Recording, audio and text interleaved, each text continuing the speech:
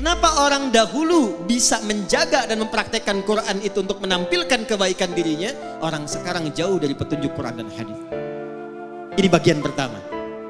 Awas, hati-hati ya. Hati-hati. Karena nanti ada orang yang saat akan masuk surga, ditimbang amalnya, kata Nabi, ternyata terhambat dia karena pernah melukai fisik baik dirinya ataupun orang lain.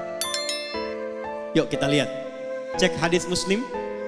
Riwayat sahabat Abu Hurairah radhiyallahu taala anhu. Saya agak cepat. Jadi satu kali Nabi sedang kumpul begini, tiba-tiba beliau tanya pada sahabatnya, "Atadrunal muflis?" Tahukah kalian tentang orang yang bangkrut saat di hari kiamat nanti? Lalu sahabat rebutan menjawab. Kata mereka, "Ya Rasulullah, al-muflisu fina ma la dirhama lahu wa la mata'." Orang bangkrut menurut kami yang sudah tidak punya uang sepeser pun, tak ada aset sedikit pun. Secara teori dunia benar. Tapi perhatikan jawab Nabi. Al-muflisu min ummati. Orang bangkrut yang mengaku umatku itu. Tolong garis bawahi ya.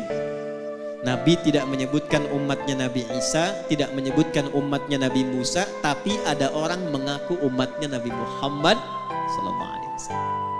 Saya tanya yang hadirin di sini semua, kita umatnya Nabi bukan? Ulangi, kurang keras. Umatnya Nabi bukan? Perhatikan baik-baik, hati-hati. Ada di antara umat Nabi, ya'ti yaumal qiyamati, datang di hari kiamat bisolatin, solatnya rajin sekali. Jadi tercatat tulisan di kitabnya itu rajin solat. Jangankan fardunya, sunnahnya pun dia buru. Dia tahajud, dia sholat sunnah, ada catatannya.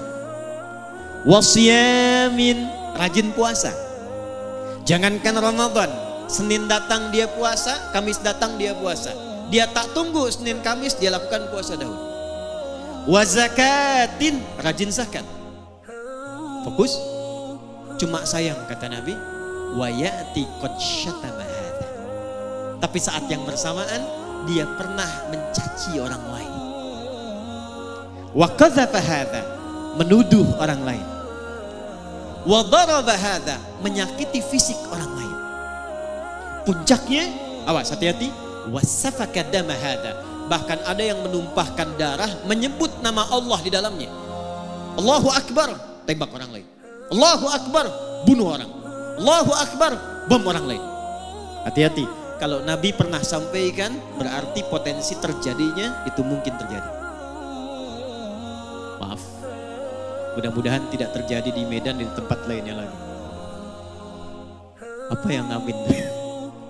Jadi waktu terjadi bom di Jalan Tamrin, itu saya sedang di Lampung. Lagi begini tadi. Tiba-tiba jamaah angkat tangan bertanya, "Ustaz, apakah bom di Jalan Tamrin itu termasuk jihad fisabilillah?" Saya bilang, "Pak, sependek pengetahuan saya, jihad fisabilillah itu jihad di jalan Allah, bukan di Jalan Tamrin." Jihad fisabilillah itu jihad di jalan Allah, bukan di Jalan Tamrin. Maka kata Nabi, kalau ada yang seperti itu mesti hati-hati. Karena apa yang terjadi? Tukhadhu hadza min hasanati. Kalau ada orang baik sholat, lantas dia setelah sholat mencela orang, maka diambil pahala itu dari sholatnya, diberikan kepada orang yang baru dicelanya itu. Kalau ada orang puasa, saat buka menggibahi orang, menggosipkan orang, itu diambil pahala puasanya, ditransfer kepada orang yang digibahi itu. Fa'in faniyat hasanatuhu, kalau habis kebaikan ini masih ada sisa satu, pernah fitnah orang, maka karena nggak ada bekal lagi, bangkrutlah dia. Dosa-dosa orang yang difitnah itu diambil, diberikan kepadanya. Fatuliha finnar, maka dicuci dulu di neraka, baru kemudian diangkut, diberikan ke dalam surga. Fisik. Awas, penting saya sampaikan karena sabda Nabi ini zaman sekarang kita mudah dapati. Betapa banyak orang cuma update status tapi isinya bisa melukai orang lain.